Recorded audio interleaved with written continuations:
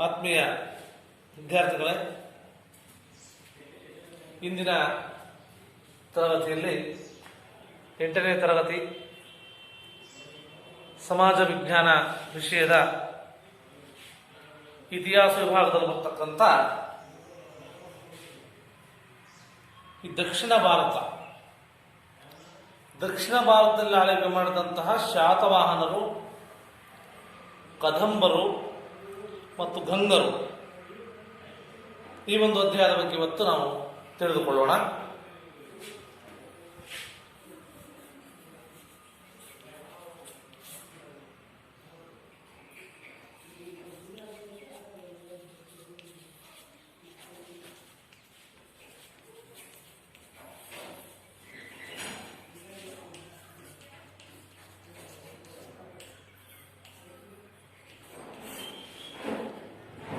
ಈ ಒಂದು ಅಧ್ಯಾಯದಲ್ಲಿ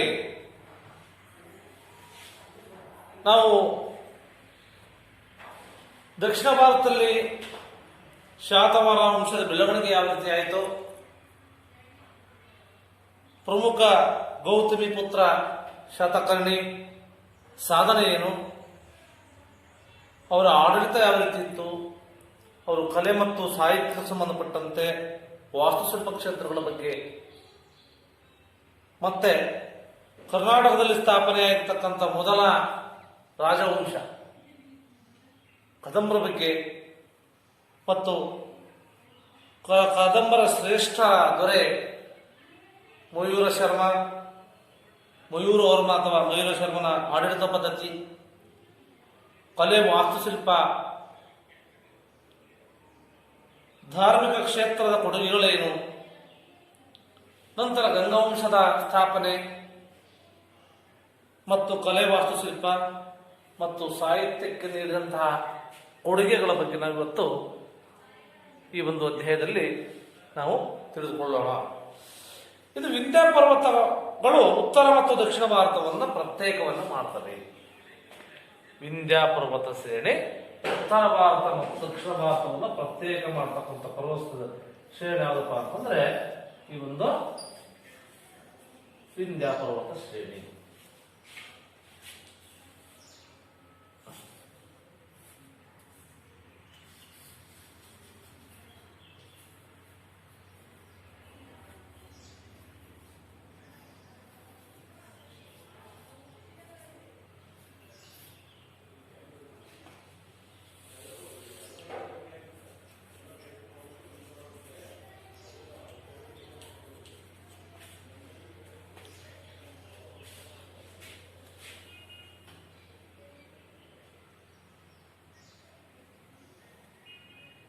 ವಿಂಧ್ಯ ಪರ್ವತದ ದಕ್ಷಿಣ ಭಾಗದಿಂದ ಕನ್ಯಾಕುಮಾರಿಯಿಂದ, ದಕ್ಷಿಣ ಭಾಗದಿಂದ ಇರೋದು ಕನ್ಯಾಕುಮಾರಿವರೆಗೆ ಹೊರಗಿನ ಪ್ರದೇಶವನ್ನ ದಕ್ಷಿಣ ಭಾರತ ಅಥವಾ ದಖನ್ ಪ್ರಾಂತ್ಯ ಅಂತ ಕರಿತೀವಿ. ಏನು ಕರಿತೀವಿ? ದಕ್ಷಿಣ ಭಾರತ.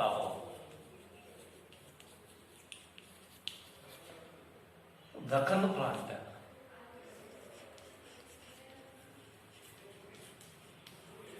ಪ್ರಾಂತ್ಯ ಅಂತ ಕರಿತೀವಿ ಅದನ್ನ.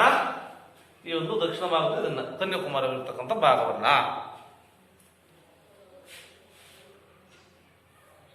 ಶಾತವಾಹನರು, ಕದಂಬರು, ಗಂಗರು, ಚಾಲುಕ್ಯರು, ರಾಷ್ಟ್ರಕೂಟರು, ಪಲ್ಲವರು ಈ ಪ್ರದೇಶದಲ್ಲಿ ಆದಂತಹ ಪ್ರಮುಖವಾಗಿರ್ತಕ್ಕಂಥವ್ರು ಅಂತಕ್ಕಂಥ ನೀವು ಎಲ್ಲ ತಿಳಿಬೇಕಾಗತ್ತೆ. ಅದರಲ್ಲಿ ಮೊದಲನೇದಾಗಿ ಬರ್ತಕ್ಕಂಥವ್ರು ಯಾರಪ್ಪ ಅಂದ್ರೆ ಶಾತವಾಹನರು.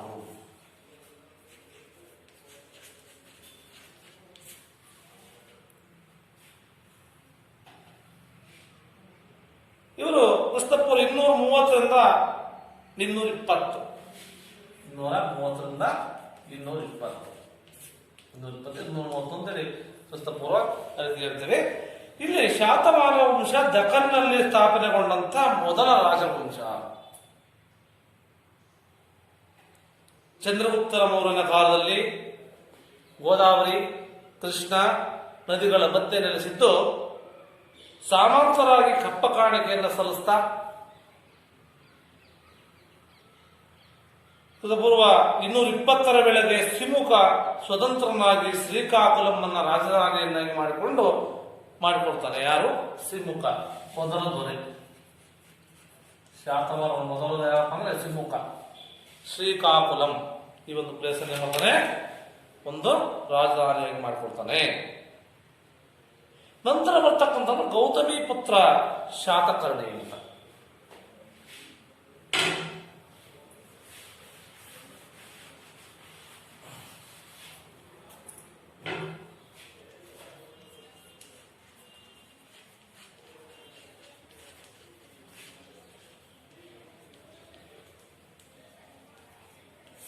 ಇವನು ಶಾತವಾಹನರ ಪ್ರಸಿದ್ಧ ದೊರೆ. ಈ ಸಾಮ್ರಾಜ್ಯಕ್ಕೆ ಕಂಟಕನಾಗಿದ್ದಂತ ಶಕರನ್ನ, ಯಾರನ್ನ? ಶಕರು ಸಾಮ್ರಾಜ್ಯಕ್ಕೆ ಕಂಟಕರಾಗಿದ್ರು. ಶಕರನ್ನ ಭಾರತದ ಗಡಿಯಿಂದ ಹೊರಗಟ್ಟತಕ್ಕಂಥ ಸಾಹಸವನ್ನ ಮೆರೆದ. ಇವರಿಂದ ಶಾಲಿವಾಹನ ಶಕೆ, ಯಾವ ಶಕೆ? ಶಾಲಿವಾಹನ ಶಕೆ ಆರಂಭ ಆಯಿತು. ಯಾರಿಂದ? ಗೌತಮಿ ಪುತ್ರ ಶಾತಕರ್ಣಿಯಿಂದ ಅಂತ ನಂಬಲಾಗಿದೆ. ನಂತರ ಕೊಂಕಣ, ಬಿಹಾರ್, ಸೌರಾಷ್ಟ್ರ ಅನೇಕ ಹೊಸ ಪ್ರದೇಶಗಳನ್ನ ತನ್ನ ರಾಜ್ಯಕ್ಕೆ ಸೇರಿಸಿಕೊಂಡು ಇವನಿಗೆ ತ್ರಯ ಸಮುದ್ರೋತಯ ಪಿತವಾಹನ ಅಥವಾ ಶಾತವಾಹನರ ಕುಲಶಃ ಪ್ರತಿಷ್ಠಾಪನಾ ಕಾರ್ಯ ಎಂಬತಕ್ಕಂಥ ಬಿರುದುಗಳನ್ನ ಯಾರಿಗೆ ಕೊಡೋದರಪ್ಪ ಅಂತಂದ್ರೆ ಈ ಒಂದು ಗೌತಮಿ ಪುತ್ರ ಶಾತಕರ್ಣಿಗೆ ಕೊಟ್ಟಿದ್ದಾರೆ. ನಂತರ ಯಜ್ಞಶ್ರೀ ಶಾತಕರ್ಣಿ ವಂಶದ ಕೊನೆಯ ಅರಸ ಯಾರು? ಯಜ್ಞಶ್ರೀ.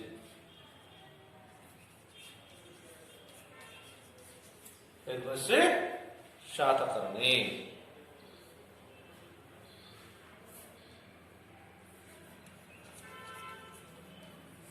ಕೊನೆಯ ಅರಸ.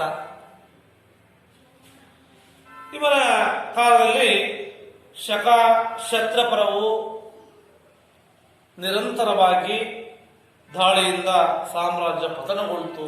ಈ ಒಂದು ಶಾತವಾಹನ ಸಾಮ್ರಾಜ್ಯ ಅಂತೇಳಿ ಹೇಳ್ತಾರೆ. ಶಾತವಾಹನ ಕಾಲದಲ್ಲಿ ರಾಜನೇ ರಾಜ್ಯದ ಸರ್ವೋಚ್ಚ ಅಧಿಕಾರಿ.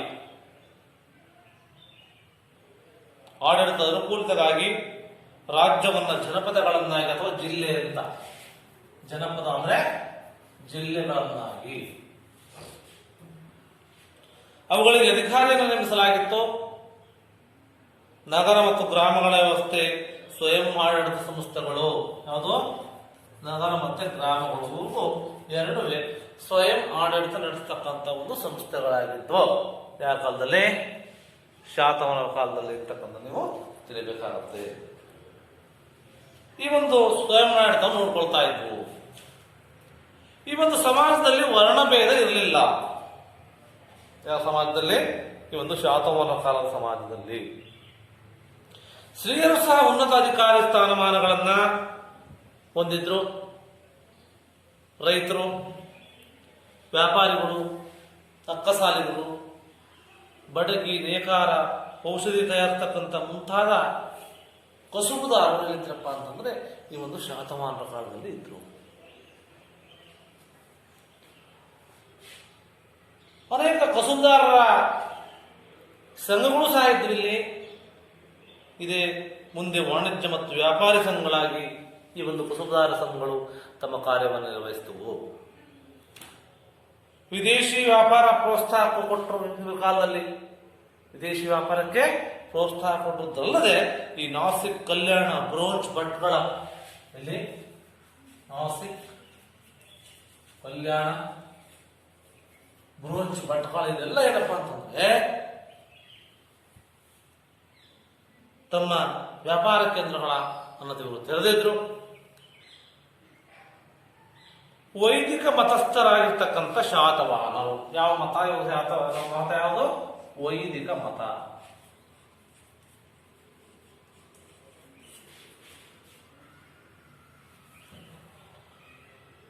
ಇತರೆ ಧರ್ಮಗಳಾಗಿರ್ತಕ್ಕಂಥ ಬೌದ್ಧ ಮತ್ತು ಜೈನ ಮತಕ್ಕೂ ಪ್ರೋತ್ಸಾಹವನ್ನು ನೀಡಿದ್ರಂತೆ. ಜೈನ ಮತ್ತು ಬೌದ್ಧ ಧರ್ಮಕ್ಕೂ ಪ್ರೋತ್ಸಾಹ ನೀಡಿದ್ರಂತೆ. ಯಾರು? ವೈದಿಕ ಧರ್ಮದಲ್ಲಿದ್ರೂ ಸಹ ಈ ಒಂದು ಶಾತವಾಹನರು. ನೀವು ಸಹಮತ ಭಾವನೆಯಿಂದ ಬಾಳ್ತಾ ಇದ್ರು. ನಂತರ ಕಲೆ, ಸಾಹಿತ್ಯ, ವಿದ್ಯಾಭ್ಯಾಸಕ್ಕೆ ಉತ್ತೇಜನವನ್ನು ನೀಡಿದರು. ವಿದ್ವಾಂಸರ ಹಾಗೂ ಸಾಮಾನ್ಯ ಜನರ ಭಾಷೆಯಾಗಿದ್ದಂಥ ಪ್ರಾಕೃತ ಭಾಷೆ, ಈ ಕಾಲದ ಭಾಷೆ ಏನಪ್ಪ ಅಂದ್ರೆ ಪ್ರಾಕೃತ ಭಾಷೆ.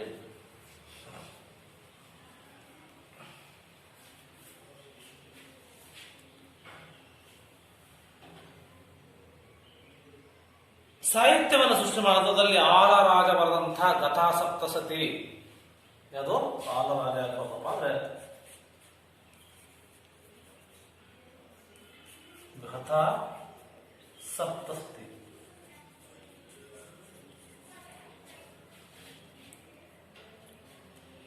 ಇದಕ್ಕೆ ಉದಾಹರಣೆ ಪ್ರಾಕೃತ ಭಾಷೆಯಲ್ಲಿ ಇದ್ದುತ್ತೆ. ಇವರ ಕಾಲದಲ್ಲಿ ಅಜಂತ, ಅಮರಾವತಿ ಚಿತ್ರಕಲೆಗಳು ರಚನೆಗೊಂಡವು.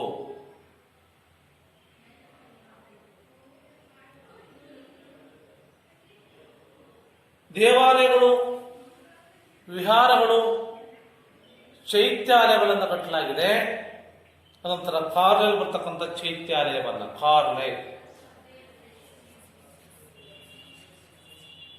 ಚೈತ್ಯಾಲಯವನ್ನ ಬನವಾಸಿಯ ಶ್ರೀಮಂತ ವರ್ತಕನಾಗಿದ್ದಂತಹ ಭೂತಪಾಲ ನಿರ್ಮಿಸಿದ ಅಂತ ಹೇಳ್ತಾರೆ. ಯಾರು? ಭೂತಪಾಲ ನಿರ್ಮಿಸಿದ್ದಂತೆ. ಈ ಒಟ್ಟಿನಲ್ಲಿ ಶಾತವಾಹನರ ಕಾಲದಲ್ಲಿ ಕನ್ನಡ ನಾಡು ಸಮೃದ್ಧಿಯಿಂದ ಕೂಡಿತ್ತು ಮತ್ತು ಇವರು ಸಾಹಸುಗಳಾಗಿದ್ದರು. ಅದರ ಜೊತೆಗೆ ಸಮರ್ಥ ಆಡಳಿತಗಾರರಾಗಿದ್ದರು. ಭಾರತ ಸಂಸ್ಕೃತಿಗೆ ತನ್ನದೇ ಆಗಿರ್ತಕ್ಕಂಥ ಕೊಡುಗೆಗಳನ್ನು ನೀಡಿ ಇವತ್ತು ಶ್ರೀಮಂತಗೊಳಿಸಿದರೆ ಅಂತಕ್ಕಂಥ ವಿದ್ಯಾರ್ಥಿಗಳೇ ನೀವೆಲ್ಲ ತಿಳಿಬೇಕು. ನಂತರ ಬರ್ತಕ್ಕಂಥವ್ರು ಶಾತವಾಹನರ ನಂತರ ಬರ್ತಕ್ಕಂಥ ಕದಂಬರು.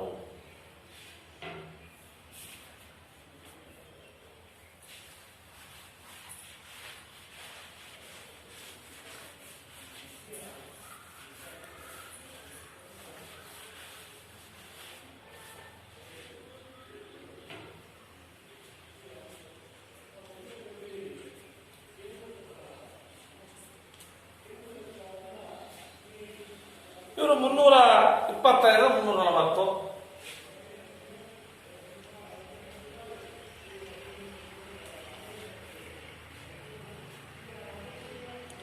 ಕರ್ನಾಟಕದಲ್ಲಿ ಸ್ಥಾಪನೆಗೊಂಡಂತಹ ಸ್ಥಳೀಯ ರಾಜವಂಶ ಯಾವುದಪ್ಪ ಅಂತಂದ್ರೆ ಇವೊಂದು ಶಾತವಾಹನರ ವಂಶ. ಇವರ ರಾಜಧಾನಿ ಬನವಾಸಿ. ಶಾತವಾಹನರ ರಾಜಧಾನಿ ಯಾವುದು? ಬನವಾಸಿ. ಕರ್ನಾಟಕದಲ್ಲಿ ಬಂದ್ರೆ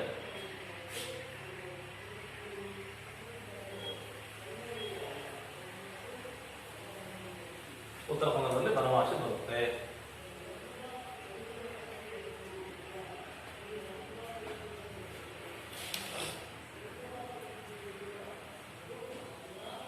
ಉತ್ತರ ಕನ್ನಡ ಜಿಲ್ಲೆ ಎಲ್ಲಿದೆ? ಯಾವ ಜಿಲ್ಲೆ ಇದೆ? ಉತ್ತರ ಕನ್ನಡ, ಬನವಾಸಿ.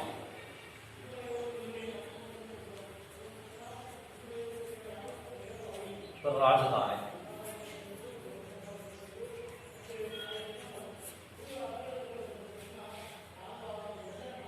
ಮಯೂರವರ್ಮನು ಈ ಸಂತತಿಯ ಸ್ಥಾಪಕ ಮತ್ತು ಶ್ರೇಷ್ಠನಾಗಿರ್ತಕ್ಕಂಥ ರಾಜ. ಯಾರು?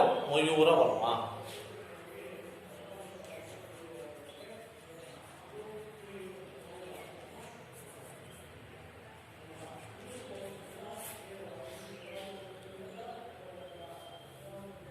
ಪಲ್ಲವ ರಾಜ ಶಿವಸ್ಕಂದವರ್ಮನಿಂದ ಅಪಮಾನಗೊಂಡಾಗ ಮಯೂರ ಶರ್ಮ ತನ್ನ ವರ್ಣವನ್ನು ತ್ಯಜಿಸಿ ಕ್ಷತ್ರಿಯ ವರ್ಣವನ್ನು ಸ್ವೀಕರಿಸಿದ್ದಂತೆ. ಯಾರಿಂದ? ಪಲ್ಲವ ರಾಜರಿಂದ.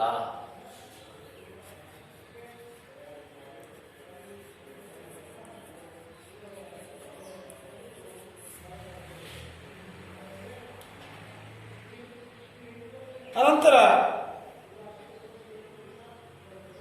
ಕ್ಷತ್ರಿಯ ವರ್ಣವನ್ನು ಸ್ವೀಕರಿಸಿ ಮಯೂರ ವರ್ಮನಾದ ಪಲ್ಲವರನ್ನು ಸೋಲಿಸಿ ಕದಂಬ ರಾಜ್ಯವನ್ನು ಸ್ಥಾಪಿಸ್ತಾನೆ ಮತ್ತು ಕನ್ನಡಿಗರ ಸ್ವಾಭಿಮಾನಿ ಸಂಕೇತವಾಗಿರ್ತಕ್ಕಂಥ ಯಾರಪ್ಪ ಅಂತಂದ್ರೆ ಈ ಒಂದು ಮಯೂರ ವರ್ಮ ಅಂತಕ್ಕಂಥ ನೀವೆಲ್ಲ ಅರ್ಥ ಮಾಡಿಕೊಳ್ಬೇಕು. ಕರ್ನಾಟಕ ಮತ್ತು ಭಾರತೀಯ ಸಂಸ್ಕೃತಿಗೆ ಕದಂಬರ ಕೊಡುಗೆ ಬಹಳಷ್ಟು ವೈಶಿಷ್ಟ್ಯಪೂರ್ಣವಾಗಿದೆ. ಏಕೆಂದರೆ ಕದಂಬರು ಆಳಿದಂಥ ಪ್ರದೇಶ ಸುಮಾರು 3 ಶತಮಾನಗಳ ಕಾಲ ರಾಜಕೀಯ ಐಕ್ಯತೆ ಒಳಗಾಗಿತ್ತು. ಆಡಳಿತದಲ್ಲಿ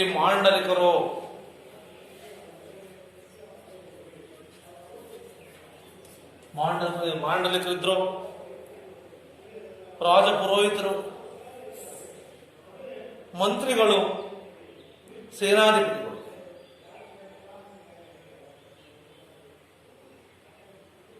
ಪ್ರಮುಖ ಪಾತ್ರವನ್ನು ವಹಿಸ್ತಾ ಇದ್ರು. ಯಾರ್ಯಾರು? ಮಂತ್ರಿಗಳು, ಪುರೋಹಿತರು, ಮಾಂಡಲಿಕರು, ರಾಜಪುರೋಹಿತರು, ಸೇನಾಧಿಪತಿಗಳು ಈ ಒಂದು ಆಡಳಿತದಲ್ಲಿ ತಮ್ಮ ಪ್ರಮುಖ ಪಾತ್ರವನ್ನು ವಹಿಸ್ತಾ ಇದ್ರು. ಆಡಳಿತದಲ್ಲಿ ಅನುಕೂಲಕ್ಕಾಗಿ ಪ್ರಾಂತ್ಯಾಧಿಕಾರಿಗಳನ್ನ ಪ್ರಾಂತ್ಯವನ್ನು ನೋಡ್ಕೊಳ್ಳುವಂತೆ ನೇಮಕ ಮಾಡ್ತಾ ಇದ್ದಾರನ್ನ ಪ್ರಾಂತ್ಯಾಧಿಕಾರಿಗಳನ್ನ.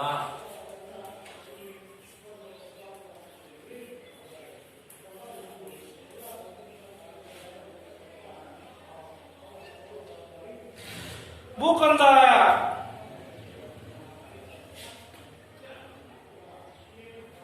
ರಾಜ್ಯದ ಪ್ರಮುಖ ಆದಾಯವಾಗಿತ್ತು. ಯಾವುದು? ಭೂಕಂದಾಯ ರಾಜ್ಯದ ಪ್ರಮುಖ ಆದಾಯವಾಗಿತ್ತು.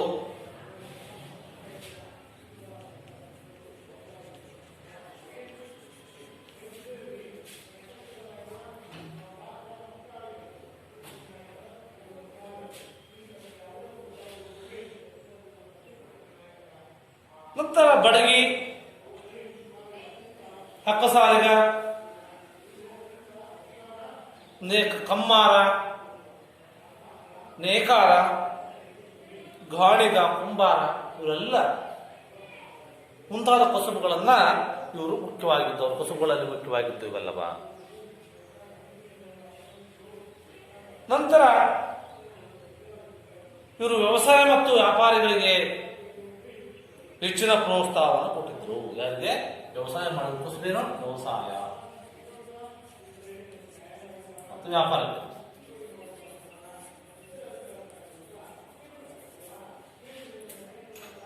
ಪ್ರೋತ್ಸಾಹವನ್ನು ಕೊಟ್ಟಿದ್ರಂತೆ. ಸಮಾಜದಲ್ಲಿ ಬಹುತೇಕ ಜನರು ವರ್ಣಾಶ್ರಮ ಧರ್ಮವನ್ನು ಪಾಲಿಸ್ತಾ ಇದ್ರು. ಯಾವ ಧರ್ಮ? ವರ್ಣಾಶ್ರಮ ಧರ್ಮವನ್ನು ಪಾಲಿಸ್ತಾ ಇದ್ರು. ಪಿತೃಪ್ರಧಾನ ಕುಟುಂಬ ಮತ್ತು ಅವಿಭಕ್ತ ಕುಟುಂಬ. ಯಾವ ಕುಟುಂಬ? ಪಿತೃಪ್ರಧಾನ ಕುಟುಂಬ.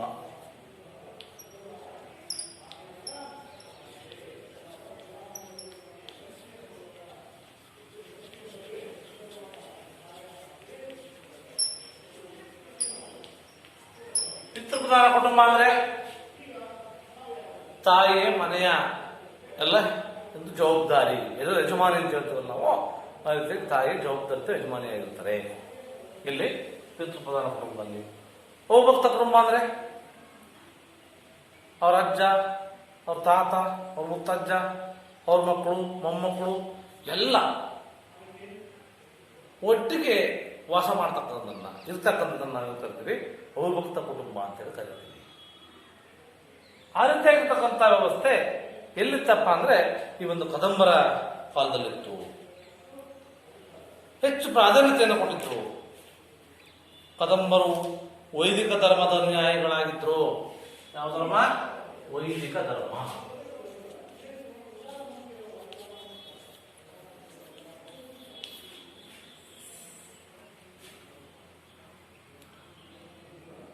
ಜೈನ ಮತ್ತು ಬೌದ್ಧ ಧರ್ಮಗಳನ್ನ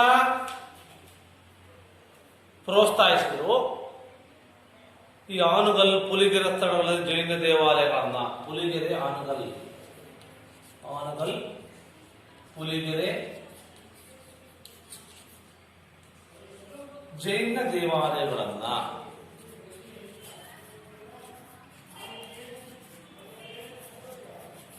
ನಿರ್ಮಿಸಿದ್ರಂತೆ.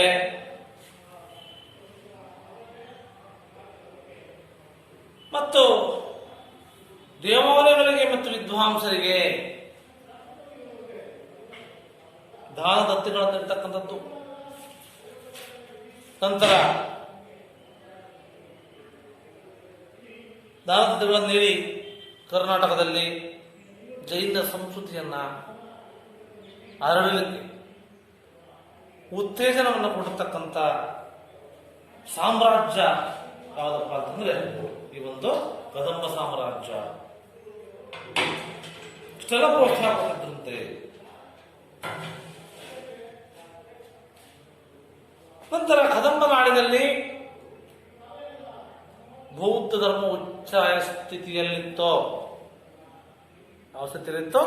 ಉಚ್ಚಾಯ ಸ್ಥಿತಿಯಲ್ಲಿತ್ತು.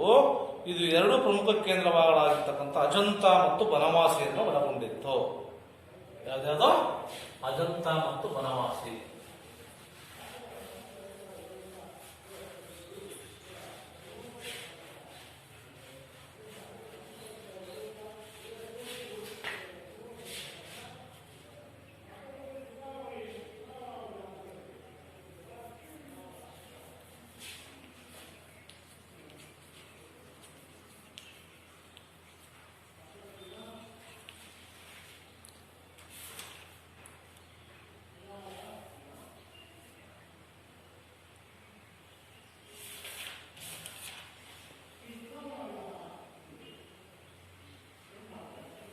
ದೇವಾಲಯಗಳು ಹಬ್ಬ ಮತ್ತು ಉತ್ಸವಗಳಲ್ಲಿ ಕೇಂದ್ರವಾಗಿದ್ದವು. ಹಬ್ಬ ಉತ್ಸವದಲ್ಲಿ ಕೇಂದ್ರವಾಗಿರ್ತಕ್ಕಂಥ ಯಾವ ದೇವಾಲಯಗಳು ಹಬ್ಬ ಮತ್ತೆ ಪ್ರಾಕೃತ ಮತ್ತು ಸಂಸ್ಕೃತ ಭಾಷೆಗೆ ಪ್ರೋತ್ಸಾಹವನ್ನು ನೀಡಿದ್ರು. ಯಾವ ಭಾಷೆ?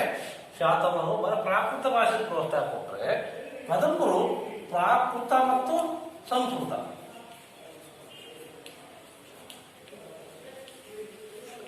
ಎರಡು ಭಾಷೆ ಉತ್ತೇಜನ ಕೊಟ್ಟಿದ್ದರಂತೆ.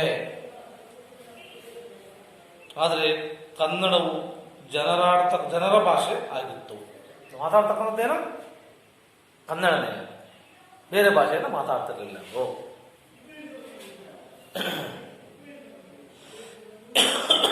ಅತ್ಯಂತ ಪ್ರಾಚೀನವಾಗಿರ್ತಕ್ಕಂಥ ಅಲ್ಮಿಡಿ ಶಾಸನ. ಯಾವ ಶಾಸನ?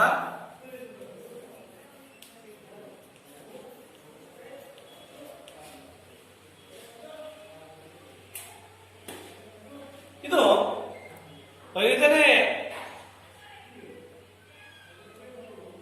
ಶತಮಾನದಲ್ಲಿ ರೂಢಿಯಲ್ಲಿದ್ದಂತಹ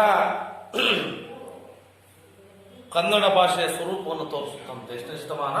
5ನೇ ಶತಮಾನ.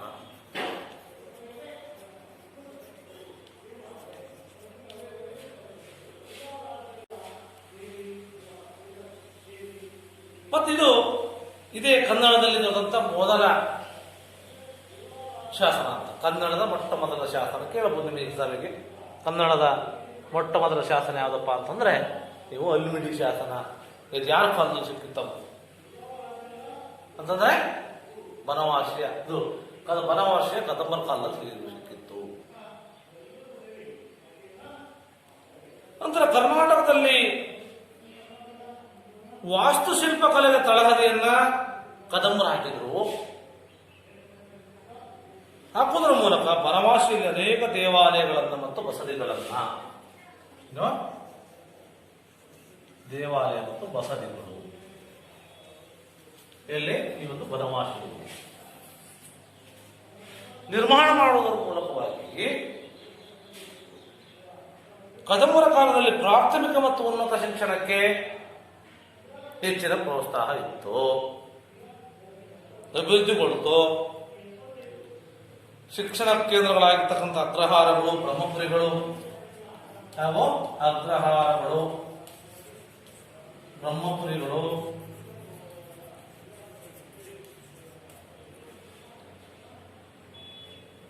ಮತ್ತು ಘಟಕ ಸ್ಥಾನಗಳು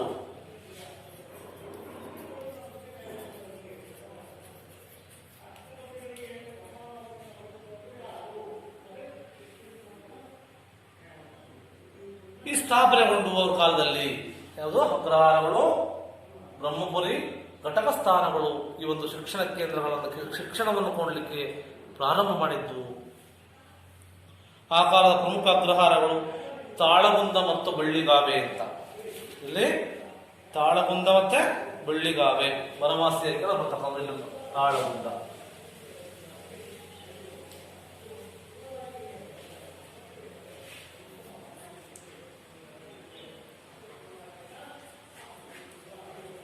ಮತ್ತು ಬೆಳ್ಳಿಗಾವೆ ನಾವೇನ್ ಕಾಣ್ತೀವಿ, ಈ ಒಂದು ಕದಂಬರ ಕಾಲದ ಈ ಒಂದು ಶಿಕ್ಷಣ ಕೇಂದ್ರಗಳನ್ನ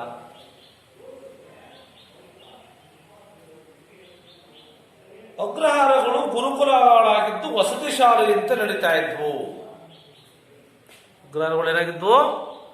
ಗುರುಕುಲಗಳಾಗಿದ್ದು ಅವು ವಸತಿ ಶಾಲೆಯಂತೆ ನಡೀತಾ ಇದ್ವು. ಈ ರೀತಿಯಾಗಿ ಕದಂಬರು ಈ ಒಂದು ಕಲೆ, ಸಾಹಿತ್ಯ, ಸಂಸ್ಕೃತಿ, ವಾಸ್ತುಶಿಲ್ಪ ಕಲೆಗೆ ಹೆಚ್ಚಿನ ಪ್ರೋತ್ಸಾಹವನ್ನು ಕೊಟ್ಟಿದ್ರು. ಈ ಒಂದು ಕನ್ನಡ ನಾಡು, ನುಡಿ, ಸಂಸ್ಕೃತಿ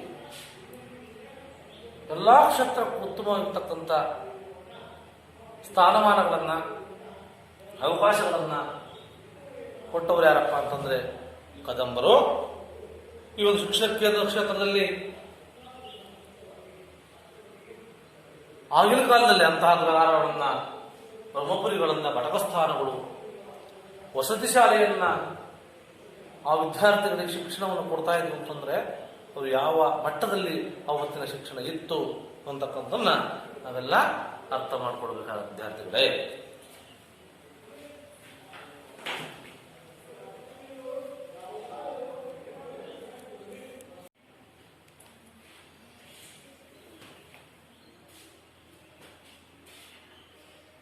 ಈ ಕದಂಬರ ನಂತರ ಆಳ್ವಿಕೆ ಮಾಡಿದ ಬಂದಂತ ಮತ್ತೊಂದು ಪ್ರಸಿದ್ಧವಾಗಿರ್ತಕ್ಕಂಥ ಸಾಮ್ರಾಜ್ಯ ಅಂತಂದ್ರೆ ಈ ಒಂದು ಗಂಗರು.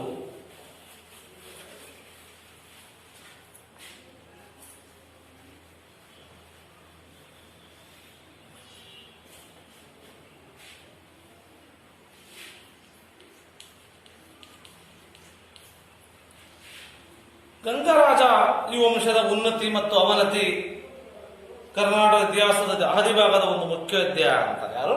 ಗಂಗರಾಜ.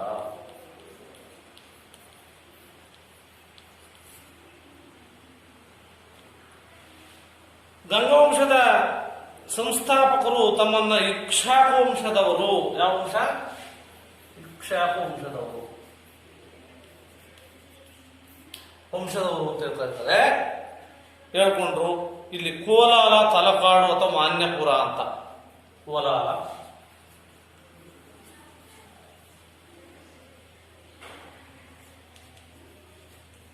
ಮಾನ್ಯಪುರ,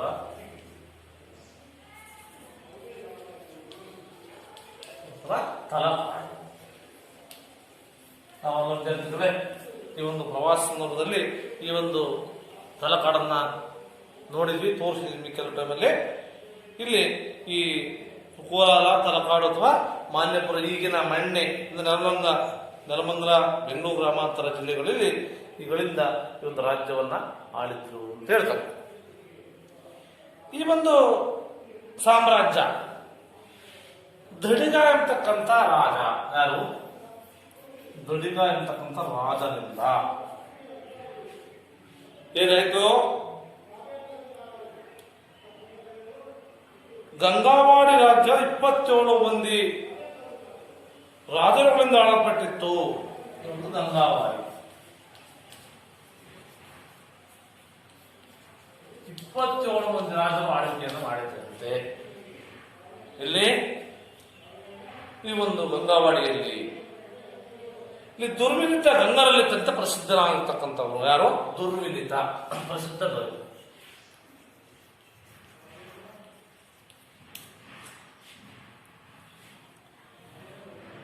ಅಪ್ರತಿಮ ವೀರ, ವಿದ್ವಾಂಸ, ನಂತರ ದೀರ್ಘಕಾಲ ಆಳಿದ ರಾಜ್ಯವನ್ನು ಬಲಪಡಿಸಿಕೊಳ್ಳಲಿಕ್ಕೆ ಪುನ್ನಾಟವನ್ನು ಗೆದ್ದ. ಯಾವುದನ್ನ? ಪುನ್ನಾಟ ಅಂತ.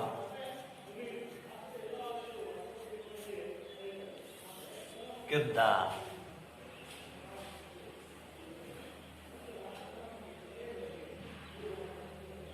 ಇವನ ಅನೇಕ ಕೆರೆಗಳನ್ನ ಕಟ್ಟಿಸಿದ್ದಂತೆ ಇಂಥ ನಲ್ಲಾಳ ತಾಮ್ರ ಪಟಗಳೆಂದು ತಿಳಿದು ಬರುತ್ತೆ. ಯಾವುದು? ನಲ್ಲಾಳ ಪಟ ತಾಮ್ರ.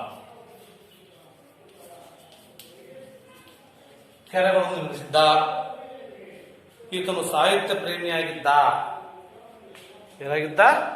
ಸಾಹಿತ್ಯ ಪ್ರೇಮಿನೂ ಸಹ ಆಗಿದ್ದ. ಬರೇ ವಿದ್ವಾಂಸನಾಗಿದ್ದ, ಸಾಹಿತ್ಯ ಪ್ರೇಮಿನೂ ಸಹ ಆಗಿದ್ದ. ಸ್ವತಃ ಸಂಸ್ಕೃತ ಮತ್ತು ಕನ್ನಡ ಭಾಷೆಯಲ್ಲಿ ಸಾಹಿತ್ಯವನ್ನ ರಚಿಸಿದನೆ ಅಂತಕ್ಕಂಥ ನೀವು ಎಲ್ಲ ವಿದ್ಯಾರ್ಥಿಗಳೇ ತಿಳಿಬೇಕಾಗತ್ತೆ. ಅದರಲ್ಲಿ ಗುಣಾಢ್ಯನ ಒಡ್ಡ ಕಥಾ ಗ್ರಂಥ, ಗುಣಾಢ್ಯನ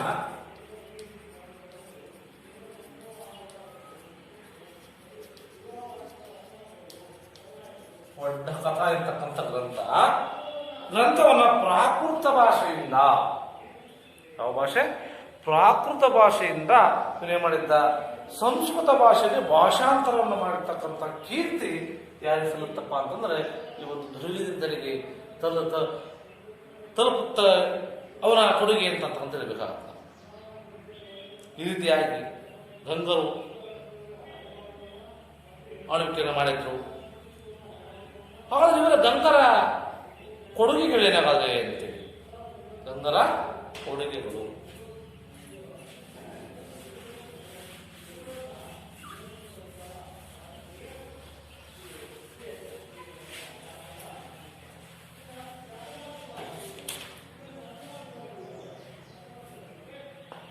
ತಲಕಾಡು ಬರುತ್ತೆ.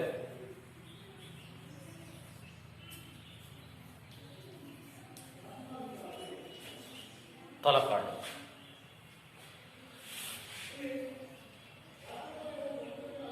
ಈ ರಾಜನಿಗೆ ಸಹಾಯಕವಾಗಿ ಮಂತ್ರಾಲೋಚನಾ ಸಭೆ ಇತ್ತು. ಯಾವುದು? ಮಂತ್ರಾಲೋಚನಾ ಸಭೆ.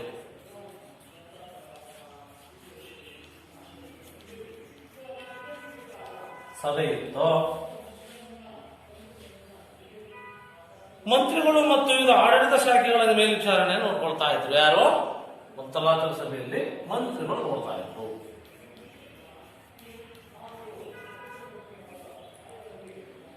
ನಂತರ ಗ್ರಾಮಾಡಳಿತ ಸುವ್ಯವಸ್ಥಿತವಾಗಿತ್ತು. ಅದು ಗ್ರಾಮಾಡಳಿತ.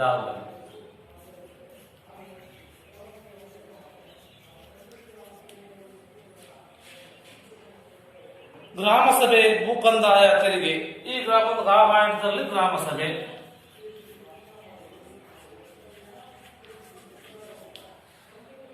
ಈ ಗ್ರಾಮ ಸಭೆಯ ಕೆಲಸ ಏನು? ಭೂಕಂದಾಯವನ್ನು ವಸೂಲಿ ಮಾಡ್ತಕ್ಕಂಥದ್ದು. ತೆರಿಗೆ, ನ್ಯಾಯ, ನೈರ್ಮಲ್ಯವನ್ನ, ರಕ್ಷಣೆಗಳನ್ನ ಗಮನಿಸ್ತಾ ಇದ್ರು. ಇಲ್ಲಿ ಇವರ ಕಸುಬೇನಪ್ಪ ಅಂತಂದ್ರೆ ಇವರು ಕಸುಬು ವ್ಯವಸಾಯ. ಕಸುಬೇನು ವ್ಯವಸಾಯ ವೃತ್ತಿಯಾಗಿತ್ತು.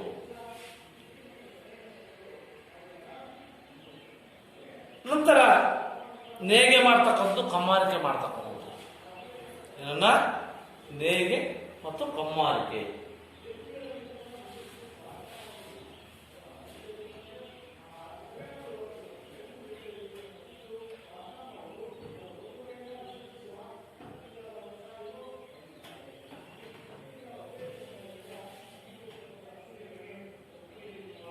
ಮುಂತಾದ ಕಸುಬುಗಳನ್ನು ಮಾಡ್ತಾ ಇದ್ರು.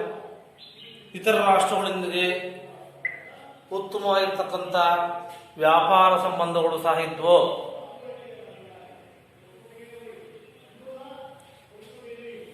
ನಂತರ ಗಂಗರ ಕಾಲದ ಸಮಾಜದಲ್ಲಿ ಹಲವು ಪಂಗಡ ಜಾತಿಗಳಾಗಿ ವಿಭಜಿಸಲ್ಪಡ್ತು. ವಿಭಜಿಸುವುದರ ಮೂಲಕ ಪರಸ್ಪರ ಅವಲಂಬಿಗಳಾಗಿದ್ರು. ಅವರು ಪರಸ್ಪರ ಅವಲಂಬಿಗಳಾಗಿದ್ರು. ಪಿತೃಪ್ರಧಾನ ವಿಭಕ್ತ ಕುಟುಂಬ ಇಲ್ಲೂ ಅಷ್ಟೇ. ಯಾವ ಪ್ರಧಾನ? ಪಿತೃಪ್ರಧಾನ ಅವಿಭಕ್ತ ಕುಟುಂಬ.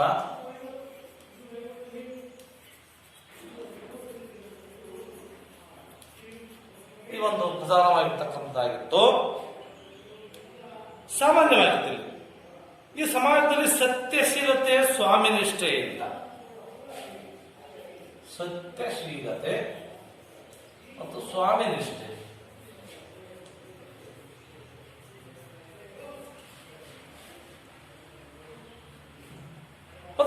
ಶೌರ್ಯ ಮತ್ತು ತಾಳ್ಮೆ. ಶೌರ್ಯ ಮತ್ತೆ ತಾಳ್ಮೆ.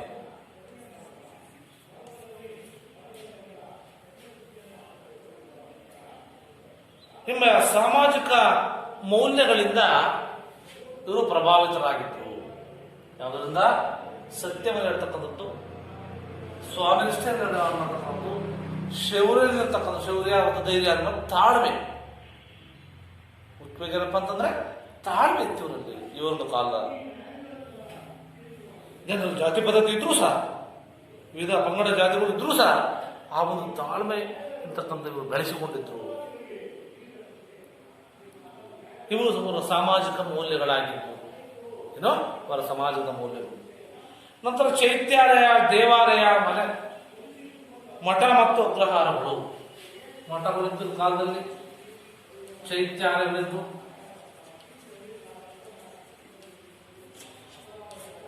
ಒಂದು ಅಗ್ರಹಾರಗಳು, ಇವೆಲ್ಲ ಶಿಕ್ಷಣ ಕೇಂದ್ರಗಳು.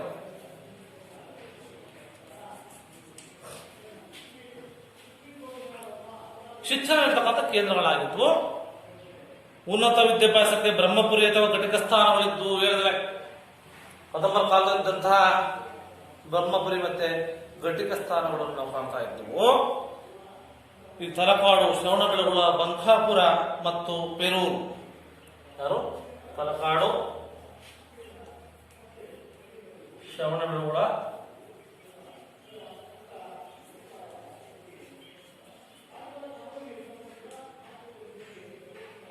ಪೆರೂರು. ಇವೇನಪ್ಪ ಅಂತಂದ್ರೆ ಅದು ಬಂಕಾಪುರ.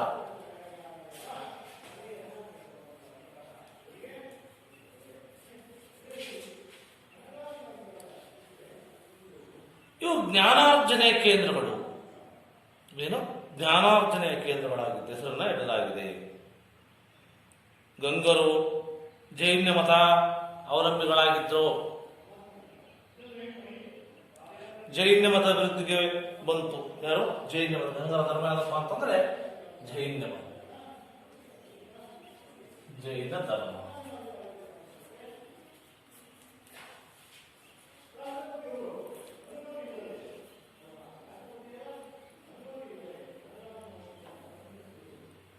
ಪೂಜ್ಯಪಾದ ವಜ್ರನಂದಿ ಅಜಿತ ಸೇನ ಅಂತ. ಯಾರು? ಪೂಜ್ಯಪಾದ ವಜ್ರನಂದಿ ಅಜಿತಪಾದ ಅಂತ.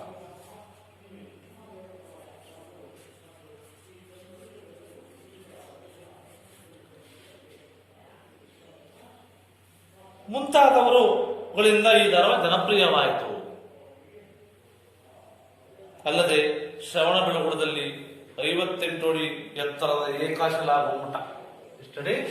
58 ಅಡಿ ಎತ್ತರದ ಒಂದೇ ಒಂದು ಶಿಲೆಯಿಂದ ಕಟ್ಟಿರ್ತಕ್ಕಂಥ ಗುಮ್ಮಟವನ್ನ, ಗೊಮ್ಮಟೇಶ್ವರ ಪ್ರತಿಮೆಯನ್ನ ಪ್ರತಿಷ್ಠಾಪನೆಗೊಳಿಸಿ ಅದನ್ನು ಅತ್ಯಂತ ಪ್ರಸಿದ್ಧ ಕೇಂದ್ರವನ್ನಾಗಿ ಮಾರ್ಪಡಿಸಿದರು. 12 ವರ್ಷಗಳಿಗೊಮ್ಮೆ ಇಲ್ಲಿ ಮಹಾಮಸ್ತಾಭಿಷೇಕ ಅಂತ ನಡೆಯುತ್ತೆ. ಇವೆಲ್ಲ ನೋಡಿರ್ಬೋದು. ಗೊಮ್ಮಟೇಶ್ವರ ಇಂದಿಗೂ ನಡೀತಾ ಇದೆ ಅಂತಕ್ಕಂಥ ನಾವೆಲ್ಲ ತಿಳಿದುಕೊಳ್ಬೇಕಾಗುತ್ತೆ ವಿದ್ಯಾರ್ಥಿಗಳಿಗೆ. ಈ ಒಂದು ಬಾಹುಬಲಿ ಅಥವಾ ಗೊಮ್ಮಟೇಶ್ವರನ ಬಗ್ಗೆ ಶ್ರವಣಬೆಳಗೊಳದ ಗೊಮ್ಮಟೇಶ್ವರದ ಬಾಹುಬಲಿ ಮೂರ್ತಿ ವಿರಕ್ತ ಜೀವನದ ಸಂಕೇತ. ವಿರಕ್ತ ಜೀವನ ಮಾಡ್ತಾ ಇದ್ದ.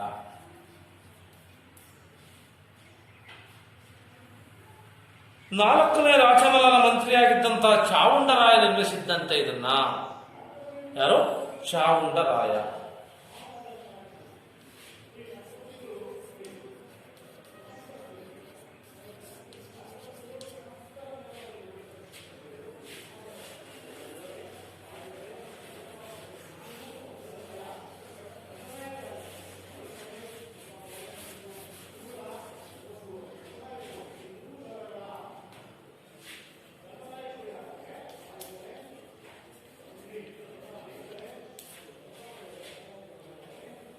100 ಜನ ಸಹೋದರರಲ್ಲಿ ಭರತ ಇದೆಯವ, ಬಾಹುಬಲಿ ಕಿರಿಯವ. ಭರತನಿಗೆ ರಾಜ್ಯಾಭಿಷೇಕವಾದ ಮೇಲೆ ಒಂದು ಚಕ್ರರತ್ನ ದೊರಕಿ ಎಲ್ಲಾ ರಾಷ್ಟ್ರಗಳನ್ನು ಗೆದ್ದು, ರಾಜ್ಯಗಳನ್ನು ಗೆದ್ದು ಚಕ್ರಾಧಿಪತಿ ಆಗ್ತಾನಂತೆ. ಅದಕ್ಕೂ ಮೊದಲು ಎಲ್ಲ ತಮ್ಮಂದಿರು ಅವನ ಆಧಿಪತ್ಯವನ್ನು ಒಪ್ಕೊಳ್ತಾರಂತೆ. ಆದರೆ ಬಾಹುಬಲಿ ಒಪ್ಪದಿದ್ದಾಗ ಯುದ್ಧಕ್ಕೆ ಆಗ್ತಾನೆ. ದೃಷ್ಟಿಯುದ್ಧ, ಜಲಯುದ್ಧ, ಮಲ್ಲಯುದ್ಧಗಳನ್ನ ಭರತ ಸೋಲ್ತಾನೆ. ಮಲ್ಲಯುದ್ಧದ ನಂತರ ಬಾಹುಬಲಿ ಭರತವನ್ನ ಚಕ್ರದ ತಿರುಗಿ ಇನ್ನೇನು ಬಿಸಾಡಬೇಕು ಎನ್ನುವಷ್ಟಕ್ಕಂಥ ಸಂದರ್ಭದಲ್ಲಿ ಬಾಹುವಿಗೆ ಮನದಲ್ಲಿ ವಿರಕ್ತ ಉಂಟಾಯಿತು.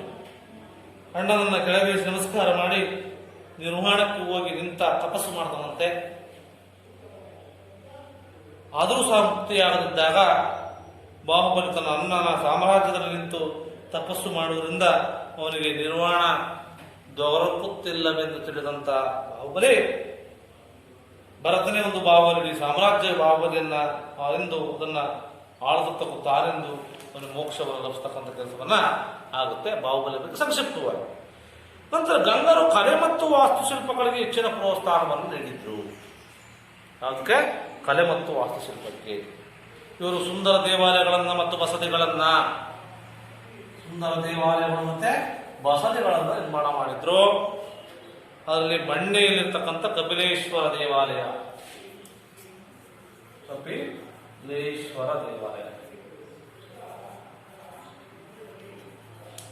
ಮತ್ತೆ ತಲಕಾಡಿನ ಪಾತಾಳೇಶ್ವರ ದೇವಾಲಯ,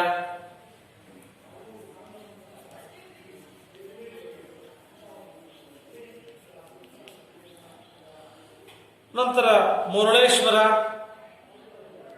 ಕೋಲಾರದಮ್ಮ, ಬೇಗೂರಿನ ನಾಗೇಶ್ವರ ಮತ್ತು ಶ್ರವಣ ಬೆಳಗೊಳದ ಗೊಮ್ಮಟ ಮೂರ್ತಿಗಳು ಗಂಗರ ವಿಶಿಷ್ಟ ಕೊಡುಗೆ. ಅಂದರೆ ಎತ್ತರದ ಮಾನಸ್ತಂಭ ಮತ್ತು ಬ್ರಹ್ಮಸ್ತಂಭಗಳು ಅಂತ. ಮಾನಸ್ತಂಭ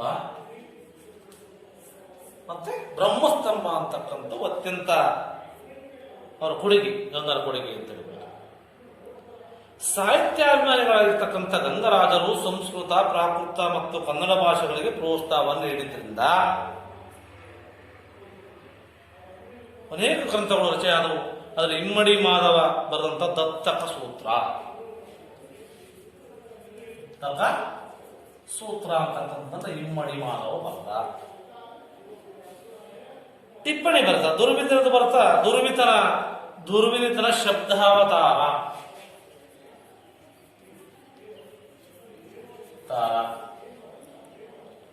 ಇದು ಸಂಸ್ಕೃತದಲ್ಲಿ ಸಿದ್ಧಲ್ಲದೆ ಈ ಗುಣಾಢ್ಯನ ಒಡ್ಡ ಕಥೆಯನ್ನು ನಾವೇನ್ ಮಾಡ್ತಾನಪ್ಪ ಅಂತೆ ಸಂಸ್ಕೃತಕ್ಕೆ ಅನುವಾದ ಮಾಡಿದಂಥವನ ಯಾರಪ್ಪ ಅಂತಂದ್ರೆ ದುರ್ವಿನಿತ. ನಂತರ ಶ್ರೀ ಪುರುಷನು ಗಜಾಶಾಸ್ತ್ರ ಅಂತ.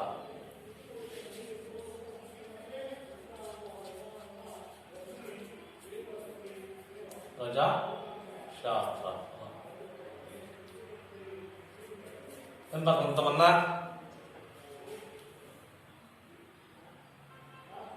ಮತ್ತೆ ಎರಡನೇ ಶಿವಮಾಧವ ಗಜಾಷ್ಟಕ. ಎರಡನೇ ಶಿವಮಾಧವ ಗಜಾಷ್ಟಕ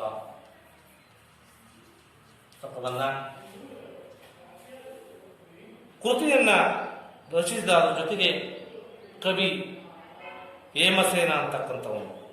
ಯಾರು? ಹೇಮಸೇವನ ರಾಘವ ಪಾಂಡವಿಯ ರಾಘವ ಪಾಂಡವಿ.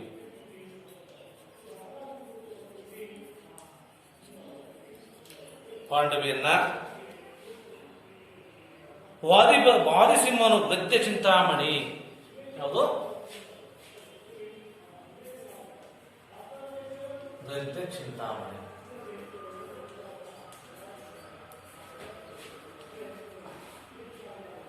ಚಿಂತಾಮಣಿ ಮತ್ತು ಶಾಸ್ತ್ರ ಚೂಡಾಮಣಿ ಅಂತ. ಯಾವುದು? ಶಾಸ್ತ್ರ ಚೂಡಾಮಣಿ.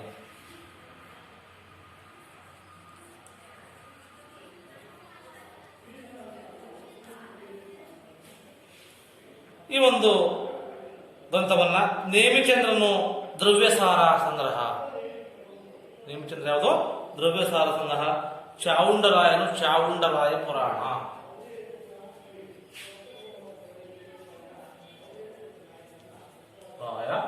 ಪುರಾಣ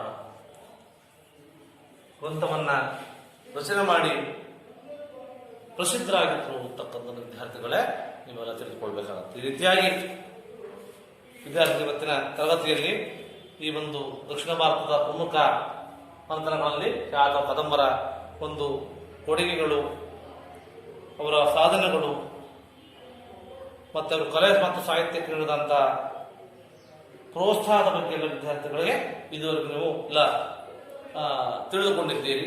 ಎಲ್ಲರಿಗೂ ಧನ್ಯವಾದಗಳು.